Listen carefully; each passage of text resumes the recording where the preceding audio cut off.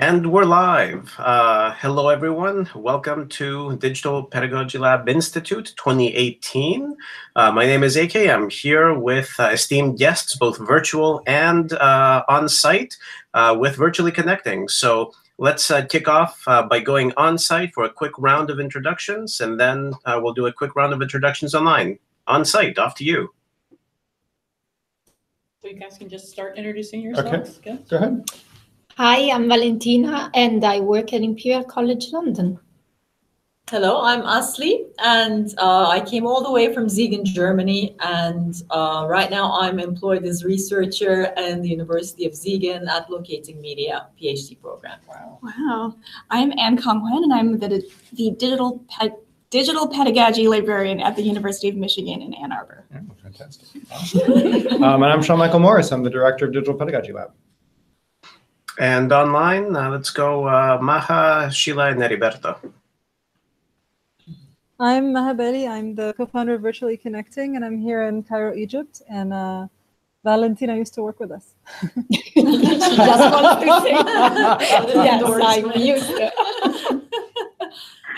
Hi everybody, I'm Sheila McNeil. I'm a senior lecturer in digital learning at Glasgow Caledonian University. I'm in Glasgow, Scotland.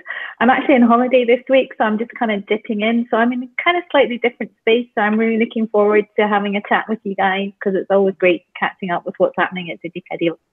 I can't even speak. Where you guys are today. Hi, I'm Fuji Lazada. I'm Associate Dean of Faculty at Davidson College. I'm a DPL noob, but I've followed many of you people. Great. Excellent. So I know that since Sean needs to leave sooner than everyone else, let's start with Sean Michael. First of all, just for my own edification, is it just Sean or Sean Michael? Because I introduced you to my classes, but I've only seen your name written. Yeah. So it's just Sean. Sean Michael Morris is actually for what do you call it? When you want Google to pick you up? It's SEO. Yeah, SEO. It's for SEO. Because if you search Sean Morris, lots of things come up. Sean Michael Morris, just me. So that's why. All right, I had my question answered. Okay, we can all go home now. So I'll kick it off to the virtuals and see what sort of questions, comments, ideas you have, and what sort of direction you want this to go in. Well, I suppose I'm just kind of interested. I've been trying to pick up on the Twitter stream today, but I suppose just any thoughts that you had, any kind of themes that are coming through from today. I saw a few things about open spaces and about students and technology and student agency, and also a bit about intercultural, how we develop intercultural awareness in learning and teaching. So any thoughts around about that? That's all. That'll keep you. Okay, sure. Well, I mean, Digital Pedagogy Lab is very much centered on the tradition of critical pedagogy. So it's those sorts of things come up a lot. Talking about student agency, for example, is sort of a major theme at the lab. Intercultural communication is actually something that we have that has become more of a theme, especially here in the States, due to all of our recent events politically, and that has become much more of an issue for us at the lab. I mean, really to be talking about it as something that's incredibly important, and the ways in which we overlook the need for intercultural communication, in the way we overlook the ways that we sort of expect people to behave, and depending on who they are and how they present and all those sorts of things. Along with that, we also consider trans identity and religious identity, and all of those sorts of things come into play as well when we're talking about pedagogy here. In particular, we have some really wonderful fellows here this year offering really great insights into some of these things. On Thursday, for example, we have a workshop on intersectionality in the classroom. Today we had a workshop on cultural humility for educators. That's really good. And which was really good. Really you could good. talk about that. Yeah. That's really great because I wasn't able to be there. I've been running around like crazy, just doing the thing, doing the lab. But yeah, so I mean, it is sort of one of the reasons why we set up the lab in the first place, is to be able to have these sorts of conversations in and around education.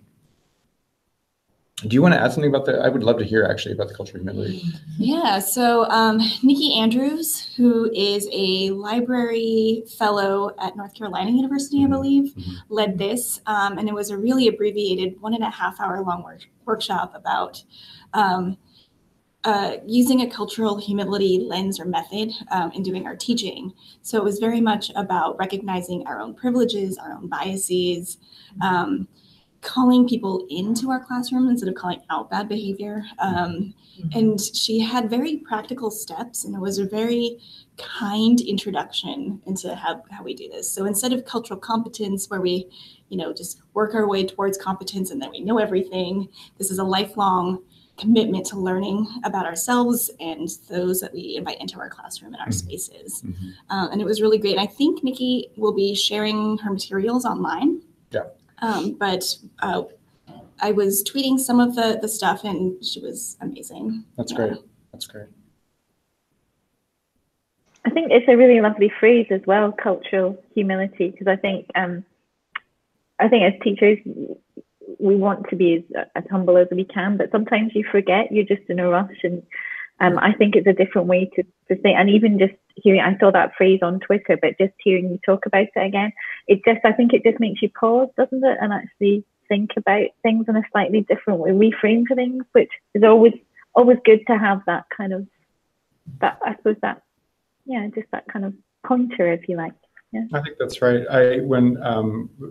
This morning when we were kicking off, I opened with some remarks saying that I think one of the best things that educators can do is to sort of forget that we know everything, or pretend like we don't know anything, essentially, and find ourselves in a place of a kind of square one, and accept that there are all different ways of doing this that we haven't thought of, and we can get rigid in what we think we know.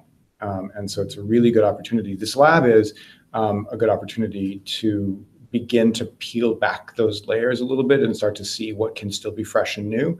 And I think in particular, the lab is that because of the people who attend, because we have a wide swath of people who come, both people from all over different areas of education, but also people from all different areas of culture. And just the exposure to each other, the conversations that can come up, the fact that we really are very conversation-based and in our pedagogy here helps start to bring us back to that place of humility in a way, and a kind of a place of relearning what we thought we knew. I'm interested in the kinds of conversations you guys are having in your tracks. I don't know who's in which track. I'd love to hear more about that. I'm not in any track, so I will let them. Go ahead. No, I just, you go ahead. So I was yesterday in interdisciplinarity in STEM, and today I am in digital literacies. I love both for different reasons. I mean, I feel very overwhelmed today because there are like so many ideas, and I'm terrified to go back and share them, and then they're gonna say, no, it's impossible. So I'm trying to be positive. But yeah, it's overwhelming in a positive way. Yesterday, I mean, related to what we're saying, we talked about interdisciplinarity in STEM, and that something that came up was really the fact that if you have differences in the class, it adds a layer of complexity in achieving interdisciplinarity, but it's also great, and it can bring so much into the classroom as well. And it's something that it didn't come up initially, but it came up because there was actually diversity in the people there. And so, different languages, different cultures. So it's not just difficult because you are from a different discipline, but because you speak really two different languages, and so you say something, but you might mean something completely different for a native speaker. So that's interesting because it really makes it even more complex, but more exciting in a way. So, well, to me, the main point was that different is good. It's actually a great thing and not a challenge per se. And then today with digital literacy as well, that's something else. We're still on the way of defining what literacies are, and should we actually even define them literacies or not? So an entire discussion came up about the fact that we should, otherwise we're not acknowledging the fact that there is a lack of literacy. But for others, the idea of defining digital illiteracy is not convenient. So, well, we're in the middle of it, so we need to wait. Sally. Before Sean leaves, I just want to tell him a story about Valentina. When I first discovered hybrid pedagogy, Valentina was the only one in my office who was reading hybrid pedagogy and on Twitter and all of that. And we used to sit and talk about you and Jesse all the time. Oh, like it was because we had both just discovered you. We were so excited about it. And I was so upset that Digital Pedagogy Lab Kairoshi wasn't there. And so I'm just so happy to see you both in the same room. And to listen to Valentina talking about how this frustration of going back to the office and no one understanding you, Valentina was the only one who understood me back then. So. And I'm still there. That actually is, I mean, that's very poignant, and I think that's something that we see at Digital Pedagogy Lab all the time. People who come here and they get these wonderful ideas and they feel so inspired by the community, and then they have to go back and it's like, no one understands me here. It's like I'm speaking some other language. And encouragingly, we are seeing more and more colleges and universities sending groups to DPL, which is really, really wonderful to see, because that actually that shows that this is catching on and people are really wanting to show support for their own people at their institutions, which is really just really wonderful. I will go ahead, and since this seems like a good time for me to scat, I'm going to go take off. But it was really wonderful to see all of you again. I haven't been on virtually connecting for a little while, so it's really nice to see you all. I don't ever go to conferences, so I don't get to see you people. So thank you so much for having me, and I'll let you guys carry on. Bye-bye. Thank you. Bye. Yeah. Musical chair time. So now that I express my love, he leaves. Let's go. Is there any way I could follow up with this idea of digital literacy? Mostly because I'm curious. I understand there's problems of digital literacy in defining what's illiterate about. But what exactly does it mean to be digital literate? And I guess this is different than digital dexterity and things like that.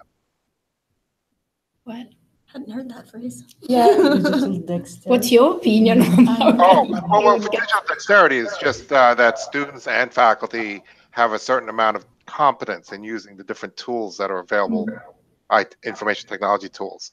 I assume that digital literacy means understanding, contextualizing 45 President Trump's tweets or things like that. Yeah, I think what we started from was actually the article that Maha wrote. That is a very good introduction to the difference between digital skills and digital literacies. And it's really like the experience I came from is the idea that we focus a lot on the what. So, you know, the idea of using tools and what's out there, the most famous thing to use, and we get on it, and not the why, and you know, why you're using technology and how. And so that to me is more the literacy part. So being aware of why you're doing something and the risk of it as well. So that's what we're discussing really, and I don't know if it makes sense, but yeah, that's the idea I had. For me, sorry. For me, it's more like on the developer side, but being socially on the developer side, meaning not only, you know, using the tools, but acquiring knowledge of why you're using the tools, like Valentina was just saying, and seeing what's lacking of the tools in terms of sort of acquiring and enriching your and your community's knowledge. So it would be more of sort of abstraction of that knowledge, would be something more close to digital literacy rather than digital competence. Digital competence would be more tool-based, whereas digital literacy would be more of sort of abstraction of that knowledge and trying to develop it in a community and collectively in a social manner. Yeah. The analogy that came to mind for me was I know how to use a hammer and a screwdriver, but I don't necessarily know how to put together cabinets. Maybe I can put something together from IKEA, but to actually get the wood and cut the components myself and put it together, that would be more toward the literacy, whereas the skills would be just following simple directions with specific tools. I think there's slightly different elements that with digital well, I quite like what we talk about and just talk about here in the UK about digital capabilities. I think that kind of broadens the discussion a little bit more. And I think, yeah, I take your point about being able to, you know, put something together from IKEA, but I do think it's quite important, I think I'm echoing, that you actually can have a discussion with someone. So you might not be a master carpenter, to continue that analogy, but you might say, well, I would like this in mahogany, and I know that you have to use these kind of tools, and I can see that you have these tools, and you can have a discussion about what you want to happen.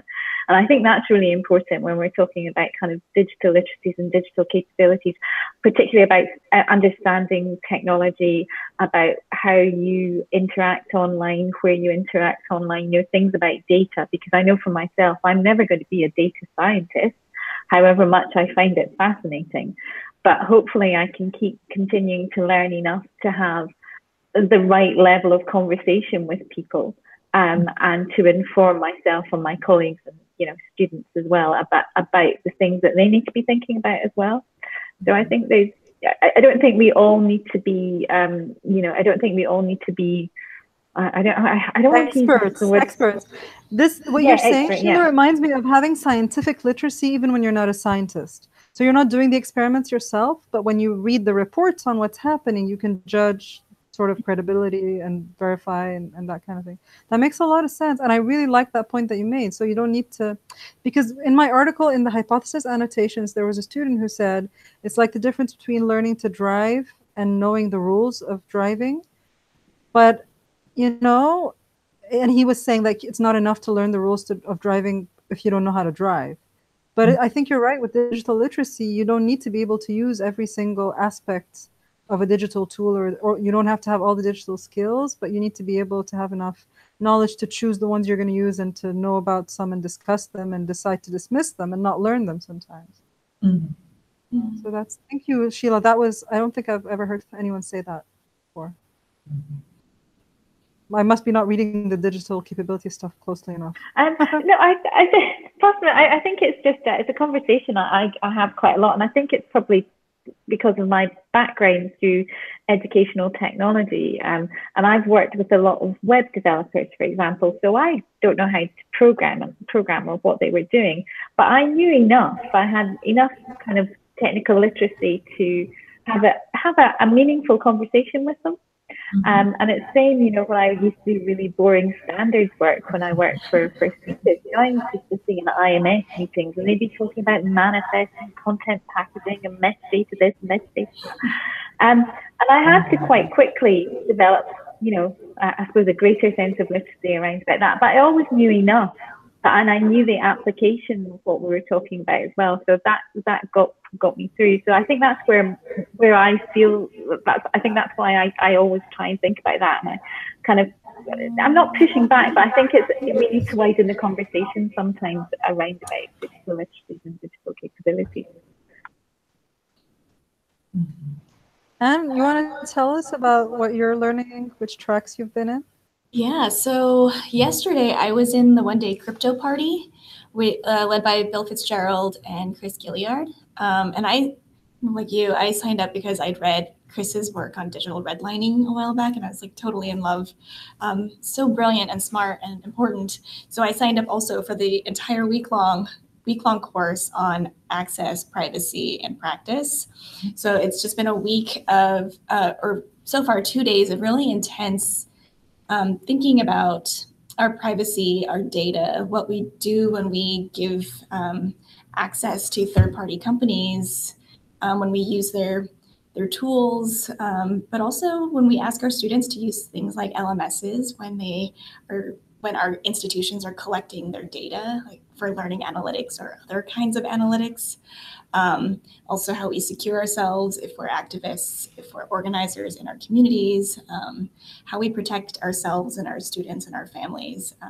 So it's been a lot of intense conversations. We've had people, for example, from Canada who had never heard of some of the policies in the US, like stop and frisk, where communities of color are more heavily policed than like white communities, for example. And then more heavily incarcerated as well. And all of the new technologies that are employed that sustain these kinds of infrastructures. So we've learned that we've had to keep cat videos and puppy pictures on hand in case like the conversations get too heavy. So we're learning how to negotiate. And it's been interesting because our class, we have librarians, we have faculty members, we have people working in instructional design and in LMS. So we have, I think the instructors are figuring out how to teach a class of this nature where they may not have taught before, like in this kind of structure, to a really diverse group of people who are coming in with a wide range of knowledge.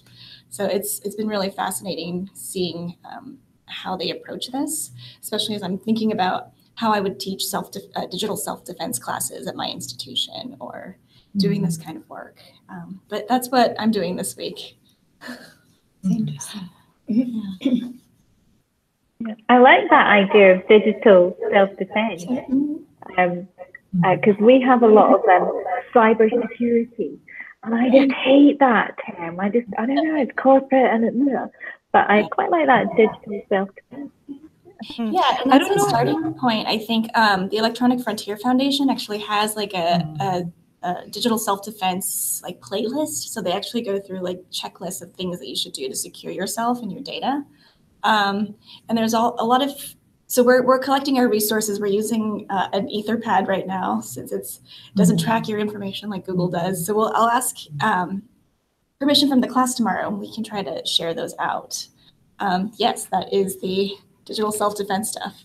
And then there's also other groups like FemTechNet. We have our Center for Solutions to Online Violence that also have resources from a slightly different perspective. Feminist activists, for example, who are trying to figure out ways that they can secure themselves in their communities, especially when they're often the target of gender-based violence online. But yeah.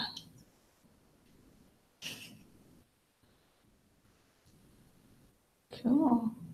Is Karen hanging around in the background? I am. You want to tell us which track you're in and what you've been learning? Sure. I've been in the teaching about writing track with Jesse Stommel. It's been fantastic. We've had wonderful discussions. We did a sort of out loud reading of a piece by Audre Lorde from the 70s, which got us thinking a lot about not being silent, about using your voice, and about how silence won't save you, and many other things. Actually, it's hard for me to sort of encompass the rich discussion that we had around that piece.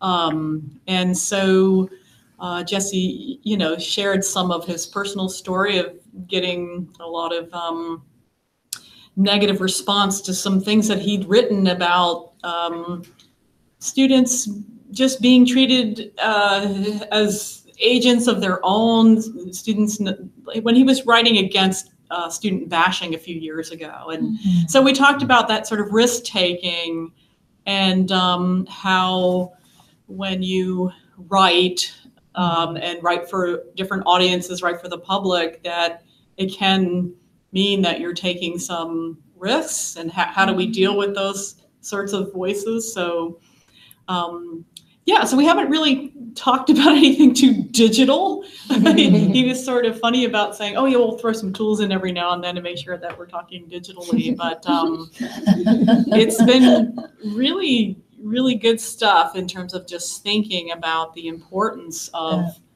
writing and communicating and centering students in our work. And so we're going to do some practice writing a little bit more tomorrow.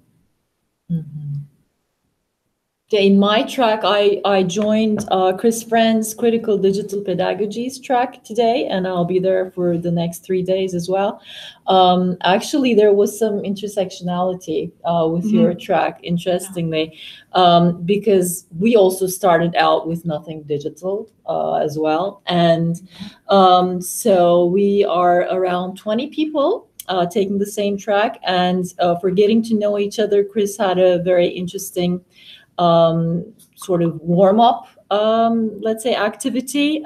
So we had to come up with one thing that embarrassed us or that made us feel vulnerable during a teaching session, or anything related to teaching, any activity related to teaching. So, I mean, everybody had really long stories and tried shortening them down to 5 minutes. And we spent the whole morning just listening to each other and feeling empathy for each other, which was really interesting, because after that, we really started deconstructing these different concepts related to critical thinking and digital pedagogies and just learning in general. So this was, I thought, a great way of starting out. So now the group has become, the people taking the course has actually become a community on its own. So we can do a lot of stuff together for the next 3 days. It was really interesting. The question that comes to mind, I just muted myself so that there's no feedback.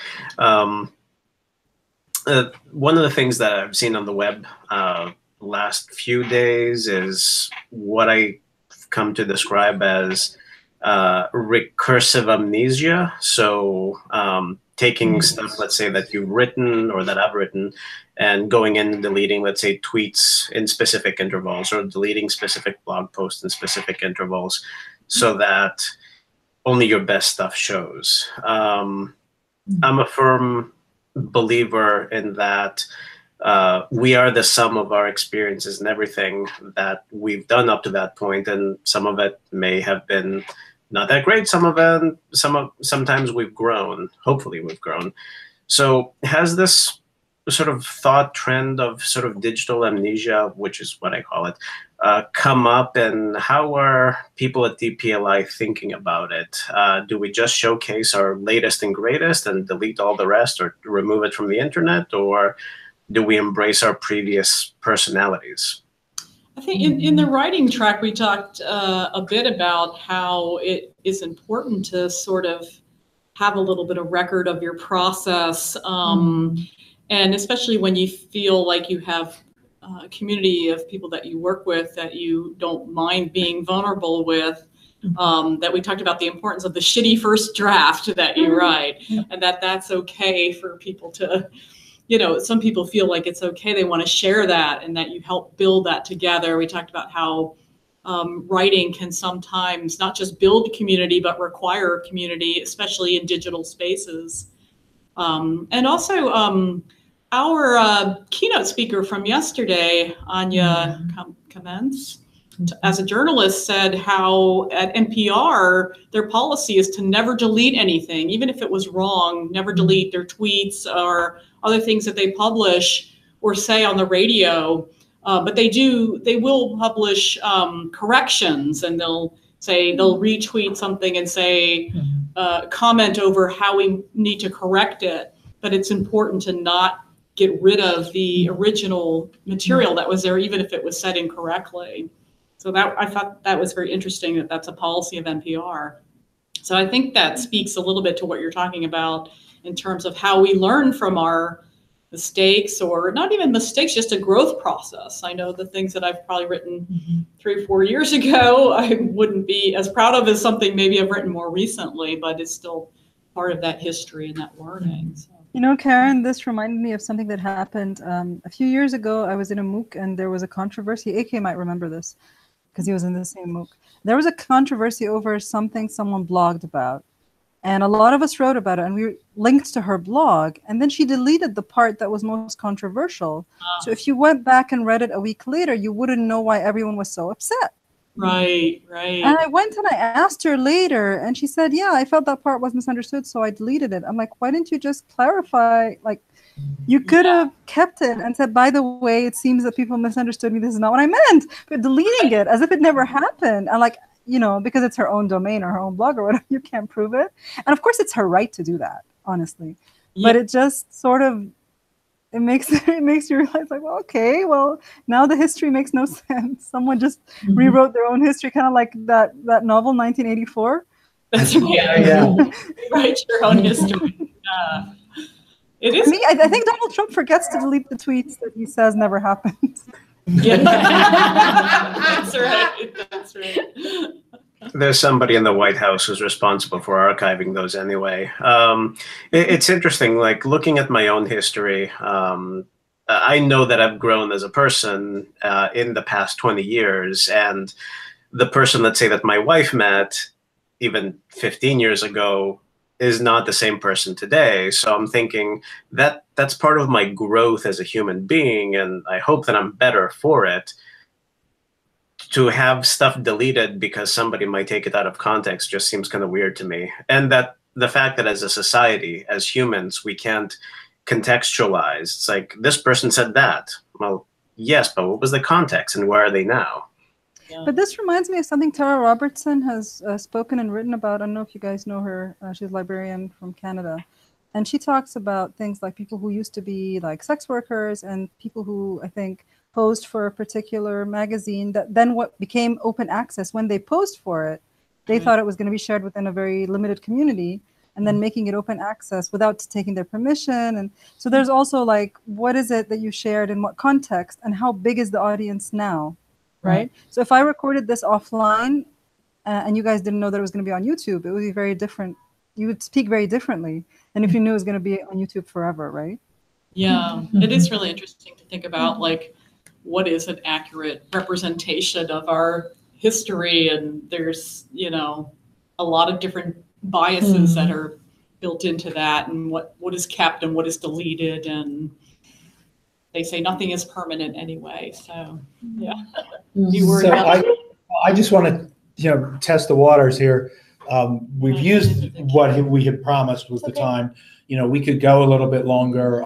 You know, I don't know how folks want to feel about that. I know I'd like to add a comment to the conversation that just happened, but please do so. Well, I was just going to float. Why don't you come over this way? Okay. It's Jim. In general, I'm kind of in agreement with what folks have been saying about, like, you know, well, don't delete the past, clarify it. But then I'll offer, you know, it's one thing for us as professionals and adults to say that. And I'll give you a contrast. So we've had a couple of high-profile cases in the United States where some sports stars, one in baseball, for example, who, you know, this is a young adult, really is like 19 or 20 years old, something like that, but very high-profile, playing for a professional sports team, and has gotten in serious trouble because of tweets tweeted when he was younger that were highly racist. And so I'm kind of wondering, you know, what about our students? I mean, you know, at what point, at what age do you have to be, I mean, do you live with every mistake for the rest of your life? You know, it's like, oh yeah, you know, I said something really stupid when I was 16 or 18. When can that be deleted? I don't know. I don't know, is what folks think. I think that's a really great point, Jim. And I think we have instances of that, I think, probably everywhere just now. And that kind of right to forget or to grow, it's difficult. And I think there's a generation coming through that are actually living through that. And I know certainly when I was, you know, like for example, when I was a student, you know, I talk about this quite a lot with students as well. You know, if I did something stupid, it was a very small group of people that knew about it. In terms of photographic evidence of a night out or something, you know, there was a photograph and maybe 10 people saw it. There wasn't Instagram. So I think there's a generation coming through that are actually they're living through this, and I think they're going to have to do that. But it comes back to digital literacies and digital capabilities. But I think we could be in danger of creating, you know, that a permanent fear of people doing anything. And some of the fantastic things that you can get from sharing through digital channels are being lost because people will be too scared, or you know, they keep being told when they come into possibly to more formal education settings as well that you can't do this, you can't do this, and the only place to be safe is here. I think there's there's ways you can negotiate around about it, but it's a huge discussion that is evolving all the time, I think. One of the big arguments for domain of one's own is that you can own the data that you put up there and you'll be able to delete it however you like. I once, in my early 30s, posted something on Facebook. I was so angry that I posted that I wanted to kill them. I did that. And then after I posted it, my mom, my husband, a lot of my friends are like, you cannot do that. You have to delete it. It was so difficult to delete it. I had so many people following and telling me it's still there. It's still there. It's still there. So it was so difficult to get it off of Facebook. And I always say this example to my students and thinking, of course I was kidding when I said I wanted to kill them. But you don't do that on Facebook. What if that person died the next day, right? Yeah. And here I am like... I did a similar thing, Maha, and this was even stupider on Twitter. I was having update Friday when your PC at work has to update, and I just tweeted, I want to kill my PC, and I meant my computer, but someone actually tweeted that I don't think you actually meant that. Do you mean like a police constable here? That's what we would call. And they're like, I don't think you meant to do that. I just didn't think. I was just like, I just wanted to get some, let off steam basically, but it was about a machine. So yeah. One of the things that strikes me in this conversation, a number of years ago, I read this book called Speechless. I forget what the subtitle was, but it was about free speech in the workplace. And at the end of the day, what I took out from the book is that there is an incredible privilege to be able to say things freely and not have that misconstrued. And not have any negative repercussions on you, because there are places, both in the U.S. and abroad, where anything you say can and will be used against you in employment purposes, and you might just find yourself out of a job for something that could have been innocuous at the specific time. So thinking about free speech, and in the U.S., that's something that comes up a lot. I've got the right to free speech, but there are consequences to that. And I think all this ties in with social media and digital literacies, even though free speech itself is not necessarily a digital-only issue. Mm-hmm. Could I ask the crowd at DPL a question about, this is a different track, but more unplugging? Because some of the things, I know when people get upset because of social media and things like that, some of the things we recommend is unplug for a while.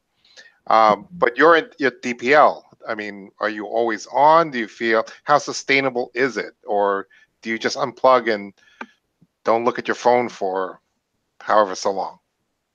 Well, we were instructed to turn our laptops off during the writing workshop. So. Okay.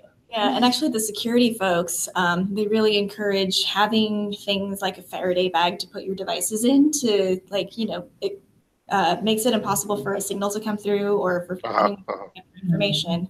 So a lot of their advice is to separate things, to segment out your activities, to have multiple profiles so that if you want to do things, you can do it in an anonymous way, and to protect so that you're not developing one singular trackable, unique, digital identity, right? Make it difficult for the people who want to track you. Yeah. So part of that is taking apps off your phone, using something that's, especially for survivors of domestic abuse or partner abuse, to use the prepaid contract phones that you can throw away. So there's a lot of ways in which we can, because we know the technology is, it's convenient. It allows us to connect with each other, and some of us don't have the choice if our families are transnational to take ourselves entirely offline. So we have to be really conscious and intentional about how we use the tools that we use. We're suggested the same in the digital literacies track. So also for students to make sure that we explain the terms of condition, and also to suggest maybe to create 2 different accounts, email accounts, so that they connect the stuff that we use for teaching to an account that is not related to the full name, so that in the future they might not have any problem if they want something to be forgotten as well. And for the time I'm here, I'm completely switching off everything. I just want to enjoy the moment here. But yeah, it's a very serious issue that I think it's being dealt with in all the tracks, I'm guessing. Yeah. But do you mean health-wise too, maybe, in the question? Digital detox? Yes, health-wise, I'm a China specialist. One of the things that came up a lot in the 90s was internet addiction and things like that are coming up here as well. And the cell phone as a form of instant gratification, people get addicted to their phones. I'm not addicted. I can quit anytime. I choose that. You guys, it's very funny because Anya has a book about this, especially for children. I bought the book, but I can't remember the title right now, but you can find it. And she wrote a book about how we need to not be very extreme in how we talk about social media, even for children, and that those very, very adverse effects are actually very rare for very sensitive people. So this extreme addiction where they have to go to completely detox for 3 months or whatever, and that kind of thing, they're actually quite rare. So we shouldn't panic too much. And the other thing, of course, is because I have a kid, I have to defend this, right? That thing about 2 hours maximum screen time for kids, that was based on no data whatsoever. Yeah. And in reality, a lot of the things they say about screens are more interactive than TV, and kids do learn on them. And it depends, they say a lot of the kids who have problems in their home, and the screens exacerbate that. But if you have a relatively okay life and you have a bit of screen time with that, kids usually turn out okay. So that's also an important thing to keep in mind. If it's not, it's not like Sherry Turkle, in my opinion, is so extreme about how horrible it is without looking at the benefits. And most of us here have benefited from online in some form or another. And I think you just need to find your space where you're healthy and still connected. And I mean, like you said, Anna, it's like how many of your contacts and family are far away from you that you need to be there to just connect with them, versus when I was a kid and you had to go somewhere special to call someone on the phone long distance, right? There's no reason to go back to that. Yeah, I would agree wholeheartedly with what you just said, and to tie it back to something I think Sean said when he was here.